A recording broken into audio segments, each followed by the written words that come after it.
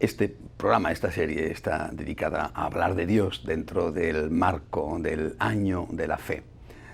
Ahora bien, en las últimas semanas me he dedicado a hablar de algunas de las consecuencias de la relación del hombre con Dios, sobre todo del pecado original, porque naturalmente me parecía que hablando del Dios creador, que es uno de los puntos fundamentales de nuestra fe en Dios, había que hablar de la creación del hombre y había que hablar de lo que pasa inmediatamente después de la creación del hombre, que es el pecado original. De hecho, en el programa anterior les hablé a ustedes de las consecuencias de ese pecado original, y sobre este tema hay realmente un mundo que tendríamos que profundizar, pero tampoco tengo todos los programas del mundo para hablarles a ustedes de Dios. Por eso quisiera hoy dar un paso más, hacer un paso adelante, ¿no?, sobre quién es Dios.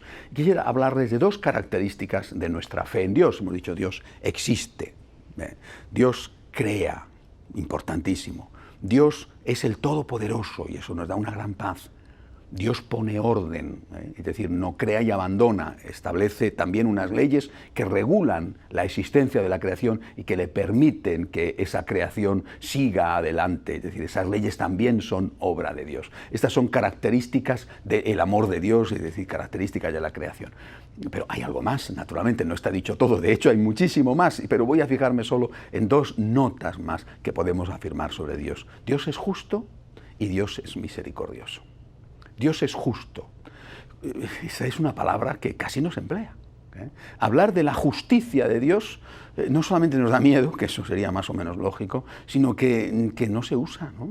Seguramente como reacción a que antes del Concilio Vaticano II se usaba mucho. Bueno, antes del concilio se usaba mucho y ahora ya no se usa nada. Bueno, mire usted, eso evidentemente eso es absurdo. No sé si entonces se usaba mucho, porque yo no he vivido en aquella época, pero desde luego no es justo que hoy no se use nada. ¿Cómo podemos decir que Dios no es justo o que no debemos hablar de la justicia de Dios porque no debemos meter miedo a los hombres? Bueno, mire usted, un Dios amor, que será el último de los temas de esta serie, un Dios amor, implica necesariamente que Dios, ese Dios amor, sea justo. Y eso simplemente por un motivo, porque la justicia de Dios es la garantía que tienen los débiles, los inocentes, de ser defendidos alguna vez, dado que muchísimas veces no encuentran la posibilidad de ser defendidos aquí en la tierra. Si Dios no fuera justo, si Dios no hiciera justicia, ¿quién pagaría las consecuencias? A mí me parece por lo menos evidente. Son los necesitados, los débiles y los inocentes, que quedarían no solamente sin la defensa de la justicia humana, tantas veces corrompida, sino incluso sin la apelación al Tribunal Supremo, al Tribunal Definitivo, que es el Tribunal de Dios. ¿Qué sería de nosotros, por ejemplo, si en el mundo no hubiera justicia? Pongamos este ejemplo, es decir, si en el mundo todos fuéramos santos, evidentemente, todos fuéramos perfectos, si no hubiera robos, si no hubiera crímenes, si no hubiera calumnias, bueno, pues entonces no haría falta jueces ni haría falta policía. Pero el pecado original existe, por eso la Iglesia insiste tanto en ese punto. El pecado original, por desgracia, existe y es verdadero, y por lo tanto la realidad es que en el mundo hay pecado, en el mundo hay cosas malas, hechas por los hombres. Y por lo tanto, si no hubiera justicia existiendo esas cosas malas, ¿quién pagaría las consecuencias? Pues pagarían las consecuencias las víctimas. Si te roban y no puedes reclamar, violan a una hija tuya y no puedes protestar, te matan o matan a un hijo y no puedes decir esto está mal. ¿Qué tipo de mundo sería ese? Ni siquiera la ley de la selva, es decir, sería aún muchísimo peor porque tenemos más capacidad destructiva que tienen los animales. Sería simplemente imposible. Esto es algo que todos entendemos y sobre todo que todos reclamamos y practicamos. Es muy curioso que los supuestamente tolerantes, que los supuestamente tolerantes son hoy en día los peores dictadores, los supuestamente tolerantes que dicen que hay que tolerarlo todo, que el bien y el mal no existen, que cada uno tiene derecho a tener su propia ética, etcétera. Oye, si un día a ellos les roban el coche, les roban la cartera, no dice, no, pero no pasa nada, ¿no? Si un día a uno de ellos le hacen una fechoría, no dice, no, hay que respetar porque este que me ha robado, o que me ha clavado un puñal, o que ha matado a un hijo, no, porque... No, al contrario, van a la policía, por supuesto, y oiga, que me ha robado, que por favor, que a ver si pueden recuperar lo mío. Es decir, oye, yo soy muy tolerante, pero mi cartera es mía. Es decir, pues si eres tolerante, dame tu cartera. No, soy muy tolerante, pero mi cartera es mía. Es que es así, es que es lógico. Y eso demuestra la hipocresía, la ridiculez, la estupidez de todos estos que dicen, no, Dios no juzga, porque no hay que juzgar, porque el bien y el mal no existen, porque todo el mundo se salva. Porque todo el mundo es bueno. Pero ¿cómo puede usted decir eso cuando estamos viendo la realidad de que, por desgracia, no solamente todo el mundo no es bueno, sino que inmaculado solo existió una persona, fue la Santísima Virgen María. Todos los demás somos pecadores. Otra cosa es que, además de ser pecadores, queramos ser santos, pero desde luego todos los demás, excepto la Santísima Virgen María, nuestro Señor Jesucristo, todos los demás somos pecadores. Por eso es fundamental hablar del Dios justo. No del Dios justiciero, pero sí del Dios justo. Y es fundamental decir que todos nosotros vamos a estar sometidos a la justicia de Dios, que eso ciertamente nos da un poquito de temor o mucho temor, depende de cómo estés, un poquito nos da a todos, mucho quizá les dé más a unos que a otros. Bueno, pero es verdad, pero es que es necesario decirlo. Es decir, si no hubiera, repito, la justicia humana, habría más crímenes, habría más delitos. El hombre no debe de hacer el bien y evitar el mal por miedo a la cárcel o por miedo a la policía. Eso es así, pero si no existiera la cárcel y la policía, habría más crímenes y delitos. Eso también es así. Qué pena que sea así, bueno, mucha pena que sea así, pero eso es así. Y no existiera la policía y la cárcel, habría más crímenes y delitos. Y del mismo modo, si nosotros que estuviéramos diciendo que Dios no es justo, sería todavía muchísimo peor para las víctimas. Por eso quiero leerles a ustedes un fragmento del Catecismo a propósito de este tema. La Iglesia nos enseña que el hombre va a sufrir dos juicios, el juicio particular y el juicio universal. Cada hombre, dice el Catecismo, después de morir, recibe en su alma inmortal su retribución eterna en un juicio particular que refiere su vida a Cristo, bien a través de una purificación, que será el purgatorio, bien para entrar inmediatamente en las bienaventuranzas del cielo, bien para condenarse inmediatamente para siempre. Es el número 1022 del Catecismo. Y añade, pero este juicio inmediato tras la muerte lo recibe el alma, no es el juicio final. Sobre el juicio final, la Iglesia dice, el juicio final sucederá cuando vuelva Cristo glorioso, Catecismo número 1040. Y al final de los tiempos el reino de Dios llegará a su plenitud.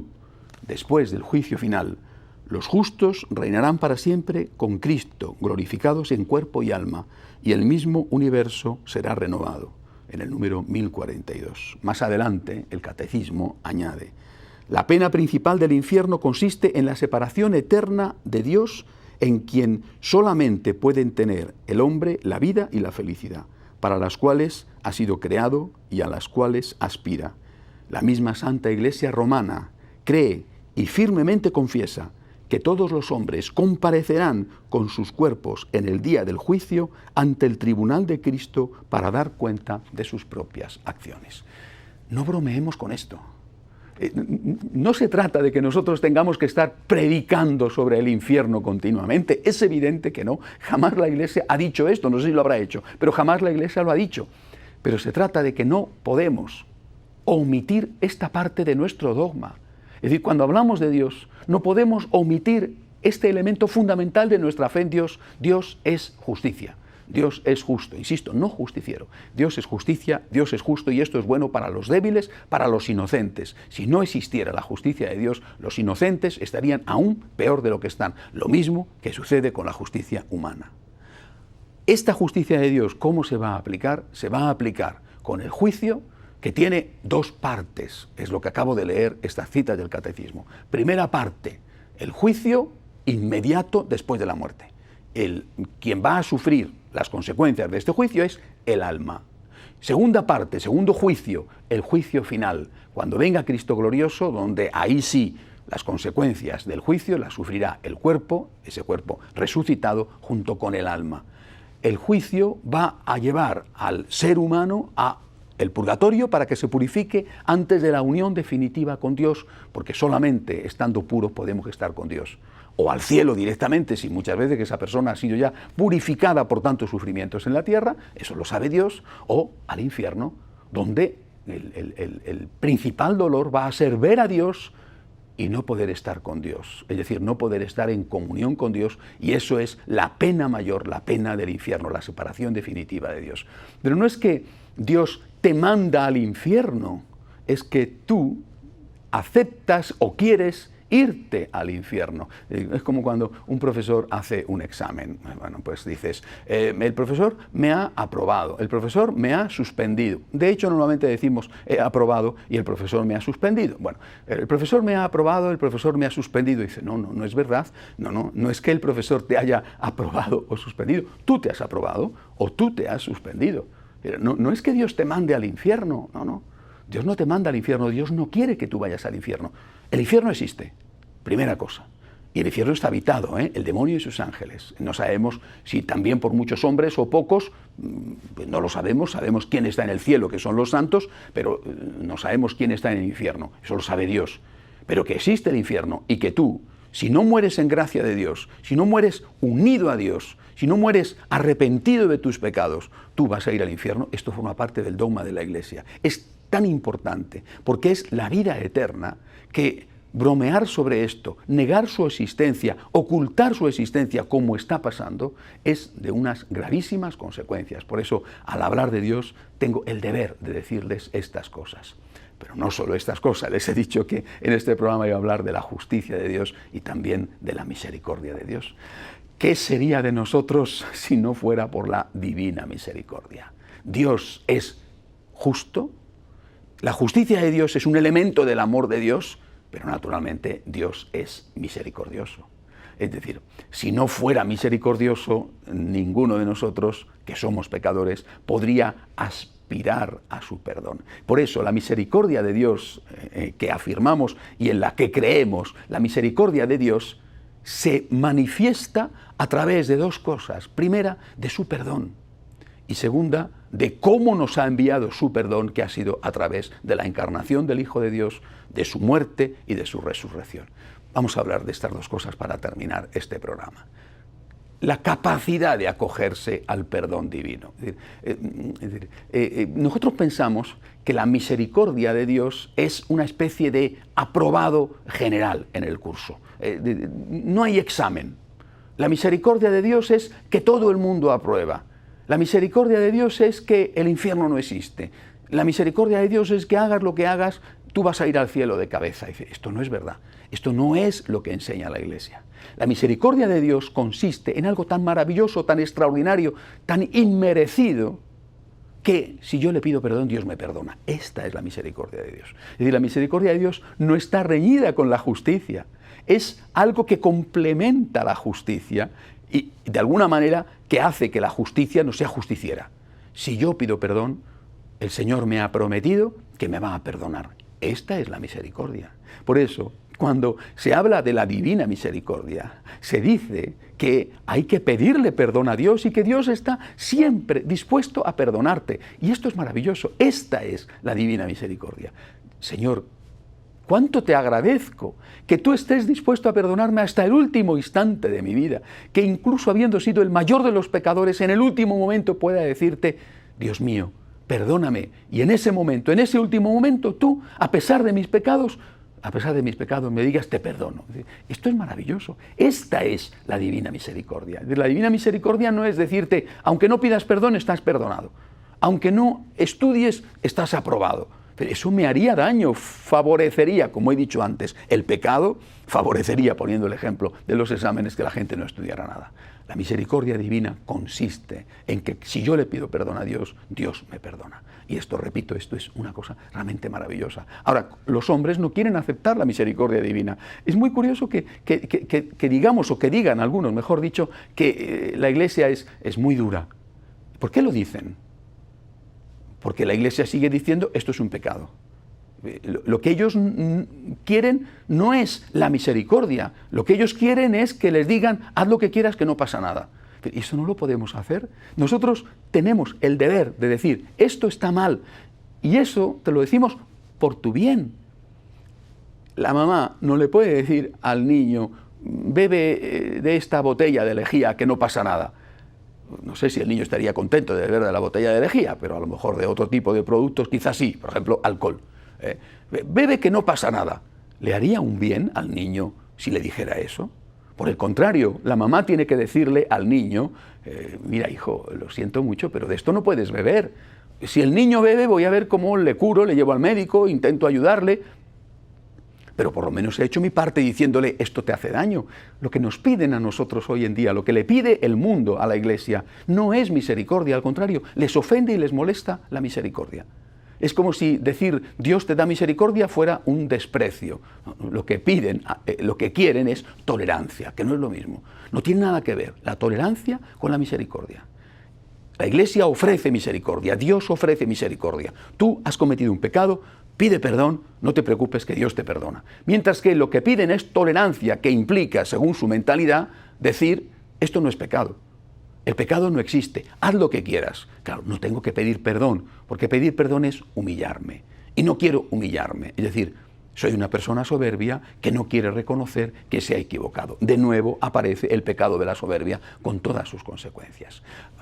Dios te ofrece misericordia, no te ofrece tolerancia, es decir, no te dice haz lo que quieras que no pasa nada, no te dice decide por ti mismo qué es bueno y qué es malo, te dice el mal existe, el mal es real, el mal es objetivo, no puedes hacer lo que quieras porque si lo haces morirás, es decir, pagarás las consecuencias, no puedes fumar y que no pase nada. No puedes beber en exceso y que no pase nada. No puedes engañar a tu mujer y que no pase nada, o a tu marido y que no pase nada. No puedes descuidar a tus hijos y que no pase nada. Sí que pasa. La realidad existe y la realidad moral también existe. No puedo decirte con una supuesta tolerancia que no te va a ocurrir nada, hagas lo que hagas. Te puedo decir, esto está mal. Si cometes el mal, te vas a hacer daño a ti mismo y vas a hacer daño a otros. Pero si tú pides perdón, yo te perdono. Eso es la divina misericordia. Y esta divina misericordia se pone de manifiesto de una manera extraordinaria a través de Jesucristo. Cristo es la divina misericordia. Más adelante hablaré sobre lo que significa el papel que tiene la segunda persona de la Santísima Trinidad. Pero al menos ahora enunciemos esta parte, ¿verdad? Cristo es la misericordia de Dios hecha hombre. Es decir, Dios que es misericordia, este Dios que, como diré más adelante, es Padre, Hijo y Espíritu Santo, este Dios que es justicia, pero que es misericordia, manifiesta su misericordia a través de la encarnación de la segunda persona de la Santísima Trinidad, de la encarnación del Hijo de Dios. ¿Dudas del amor de Dios? ¿Dudas de la misericordia de Dios? ¿Por qué dudas de la misericordia de Dios? ¿Porque no te dice haz lo que quieras? ¿Por eso dudas de la misericordia de Dios? Porque te dice, mira, hay un juicio. Y si tú mueres en pecado mortal, te vas a ir al infierno. Por eso dudas de la misericordia de Dios. Tienes derecho a dudar de la misericordia de Dios cuando ese Dios todopoderoso, creador, ese Dios infinito, se ha hecho un ser humano. Ha pasado por lo que pasamos los hombres. Ha conocido el miedo, el dolor, el frío, el hambre, la angustia. Ha conocido el sufrimiento físico. Ha conocido la tortura. Ha conocido la muerte. ¿Tú tienes derecho a dudar de la misericordia de Dios? No puede ser. Después de ver a Cristo bebé en Belén, a Cristo haciendo milagros y complicándose la vida para ayudar al que sufre, a Cristo que muere crucificado de una forma horrorosa en la cruz, a Cristo que resucita, tú no puedes dudar de la misericordia de Dios. Yo por lo menos no dudo de la misericordia de Dios. Sé que Dios es justo, me inquieta, pero a la vez le agradezco que me diga la verdad, le agradezco porque sé que eso me va a ayudar a no hacer determinadas cosas, pero sobre todo sé que Dios es la infinita y divina misericordia, y eso me da una paz extraordinaria. Quisiera terminar este punto leyendo otro fragmento del Catecismo sobre este tema. Dice, Dios, misericordioso y clemente, tardo a la cólera y rico en amor y fidelidad, existe. Es una cita del profeta Ezequiel. Y el Catecismo nos lo recuerda. El nombre divino, yo soy, o Él es, expresa la fidelidad de Dios que a pesar de la infidelidad del pecado de los hombres y del castigo que merece, mantiene su amor por 1000 generaciones. Dios revela que es rico en misericordia, llegando hasta dar su propio Hijo Jesús, dando su vida para librarnos del pecado, el cual revelará que Él mismo lleva el nombre divino. Cuando hayáis levantado al Hijo del Hombre, entonces sabréis que yo soy. Catecismo número 211. Dios es amor. Dios es justicia y la justicia es amor de Dios. Aunque nos inquiete, aunque nos asuste un poco. Pero si desapareciera la justicia en la tierra sería peor. Y si desapareciera la justicia de Dios sería, desde luego, muchísimo peor. Para muchos hombres, lo único que les queda es la esperanza en la justicia divina. No en la venganza divina, no tiene nada que ver. Dios no es vengativo, Dios no es justiciero, Dios es justo. La justicia divina es para los que sufren, para los débiles, una esperanza. Pone freno, o por lo menos debería de poner freno a la acción de los malvados. Dios es justo y Dios, sobre todo, es misericordioso. Dios es justo, Dios es misericordia, Dios es la infinita y divina misericordia. Nunca le agradeceremos lo bastante al Señor, no solo haberse hecho hombre para mostrarnos que Él es la divina misericordia, sino habérnoslo recordado una y otra vez. Por ejemplo, con las apariciones del Señor a Santa Margarita María de Alacoque en Parelemonial, la aparición del Sagrado Corazón de Jesús, que es una aparición de la divina misericordia, el corazón de Jesús, el corazón que ama a los hombres, un corazón que le ha llevado a hacerse hombre y a dar la vida por los hombres. O, por supuesto, una aparición específica, la aparición a Santa Faustina Kowalska en Polonia, donde el propio Señor ya se manifiesta abiertamente como la divina misericordia. Por eso, lo mismo que el pueblo polaco, creyendo en esa divina misericordia, fue capaz de resistir el terrible azote primero de la Segunda Guerra Mundial, de la división, el azote de la invasión por parte también no solamente de los nazis, sino de los comunistas, el quedar durante 40 años allí sometido a la tiranía comunista, y aguantó y resistió porque creía en la divina misericordia. Nosotros, del mismo modo, tenemos que decirle al Señor: Dios mío, yo creo en ti, creo en tu infinita y divina misericordia, y porque creo en tu divina misericordia voy a aguantar, voy a resistir, no me voy a separar de ti. Les decía en el programa de la semana pasada que el pecado original había logrado que el hombre desconfiara de Dios. Pues bien, nosotros vencemos al pecado original cuando le decimos: Señor, yo confío en ti, yo me abandono en ti, yo sé que tú existes y que tú me amas. A veces no lo entiendo, lógicamente a veces te pregunto, pero más allá de la pregunta y de la duda, yo expreso mi confianza en ti. Divina misericordia, en ti confío. Sagrado Corazón de Jesús, en ti confío. Confío en que mis pecados serán perdonados y esa es la misericordia. Confío en que me vas a decir la verdad, que no vas a dejar que me engañe, y eso también es misericordia. No te pido tolerancia, te pido misericordia. Y no quiero dar tolerancia, quiero dar misericordia. Pido perdón, ofrezco perdón. Señor, dame tu misericordia. Así, con esta confianza, es con lo que yo puedo avanzar, por lo menos si no totalmente tranquilo, porque quizá para eso tendría que ser como la Santísima Virgen Inmaculada, ¿verdad? Pero así al menos confiado en que Dios no me abandona, no solamente como consecuencia de mis pecados, sino como consecuencia de los pecados de los hombres. Tantas veces, al menos en mi vida, este ha sido el punto que me ha logrado mantener con paz en medio de dificultades que aparentemente eran dificultades insalvables. Dios mío, en ti confío. Divina misericordia, en ti confío. Queridos amigos, digámoselo al Señor una vez más.